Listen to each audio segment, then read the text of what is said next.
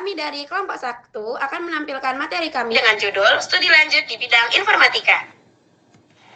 Sebelum itu, kami akan memperkenalkan anggota kelompok kami.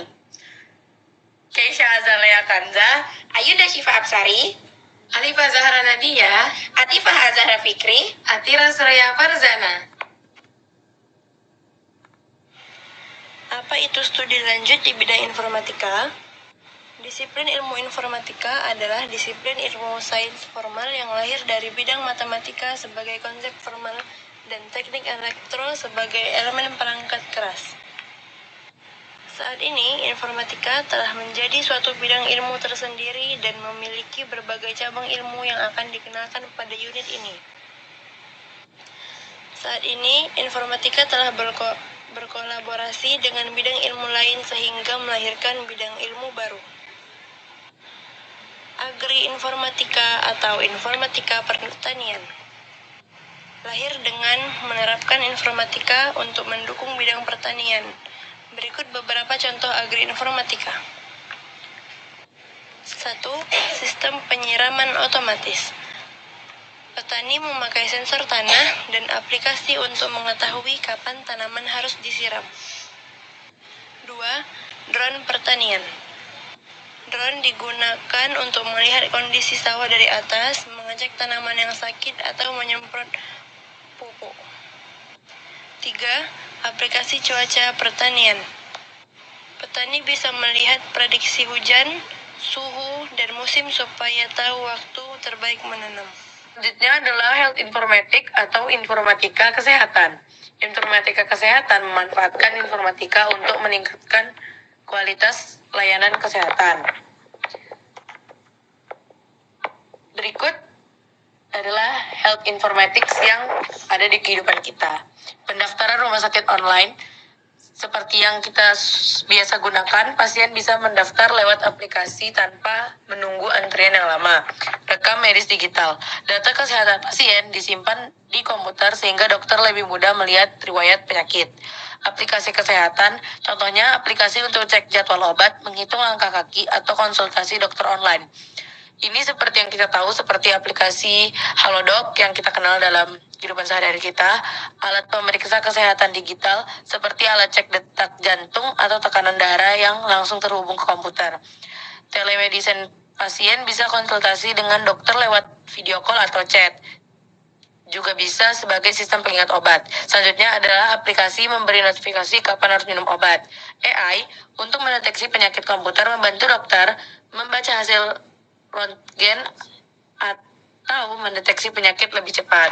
Selanjutnya ada bioinformatika atau informatika biologi. Di bidang biologi, data genetika diolah dengan menggunakan informatika. Informatika kesehatan memanfaatkan informatika untuk meningkatkan kualitas layanan kesehatan.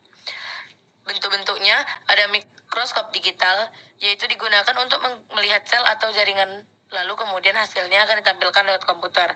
Penelitian DNA dengan komputer. Komputer membantu menganalisis data genetik atau DNA manusia, hewan, tumbuhan.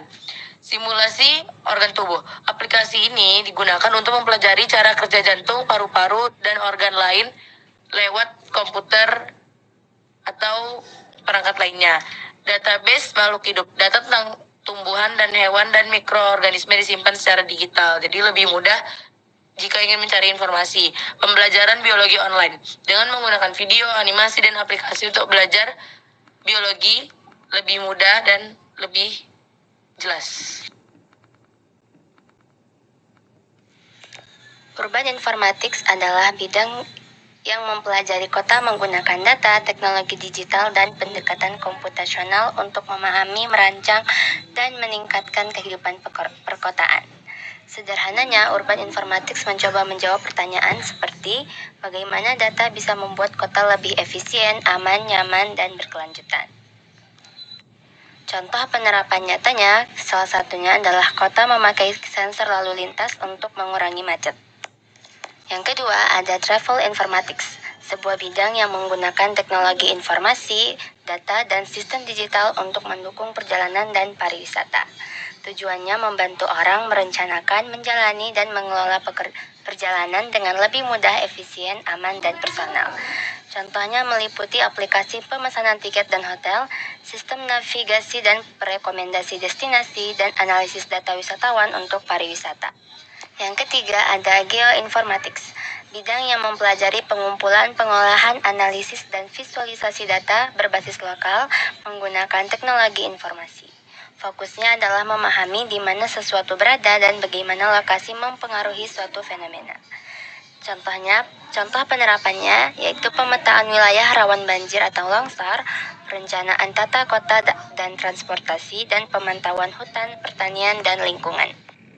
Nah, dalam bidang informatika yang telah kita pelajari, terdapat 5 pilar yang terdiri atas sistem komputer, jaringan komputer, dan internet, serta analisis data dan algoritma dalam pemrograman, serta TIK dan dampaknya terhadap kehidupan manusia. 2 asosiasi profesi terbesar yang berkaitan dengan informatika, yaitu Association of Computing Machinery atau ACM dan Institute of Electrical and Electronics Engineers IEEE telah merumuskan kurikulum yang dapat menjadi acuan untuk mempelajari informatika.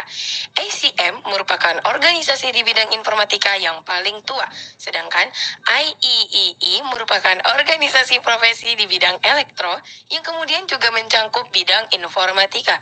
Kurikulum di tingkat pendidikan dasar dan menengah telah dibuat sejak tahun 2000, sedangkan kurikulum untuk tingkat perguruan tinggi telah dibuat sejak tahun 1990. Kurikulum tersebut telah dirilis oleh kedua organisasi tadi dan telah diperbarui beberapa kali untuk menyesuaikan dengan perkembangan terkini di dunia saat ini. Pada pendidikan dasar dan menengah, informatika masih merupakan satuan kemasan keilmuan. Pada tingkat sekolah dasar atau SD, area pengetahuan yang dikenalkan dititik beratkan pada kemampuan berpikir komputasional. Tingkat sekolah menengah pertama, SMP, area pengetahuan yang diajarkan ditambah dengan dikenalkannya area teknologi informasi dan komunikasi TIK, serta penerapannya yang menunjang kehidupan sehari-hari. Pada konteks kegiatan belajar mengajar di sekolah, penerapan tersebut meliputi penerapan TIK untuk membantu murid belajar, berkolaborasi, berkomunikasi, serta mencari informasi. Pada tingkat sekolah menengah atas SMA, murid diajak berkreasi dan berinovasi untuk menghasilkan karya-karya digital untuk menjawab suatu tantangan dalam kehidupan. Pada tingkat perguruan tinggi, setiap pilar pengetahuan dikemas menjadi satu program studi spesifik. Pada saat ini, terdapat 5 jenis program studi yang didefinisikan baik oleh ACM dan IEEE dan diadopsi oleh Indonesian Chapter of Association for Information System atau ISINDO. Di Indonesia maupun di negara lain mengacu pada standar kurikulum tersebut untuk memastikan lulusannya memiliki kompetisi yang memiliki kemampuan kompetitif yang standar. Artinya, kompetensi yang dimiliki oleh lulusan diharapkan dapat diterima dan mampu bersaing di dunia internasional. Perguruan tinggi kemudian dapat mengadaptasi atau menyesuaikan kurikulum mereka untuk menciptakan karakter atau kekhasan lulusan setiap perguruan tinggi. Kesimpulannya, studi lanjut di bidang informatika sangat penting karena teknologi terus berkembang dan digunakan di hampir semua bidang kehidupan.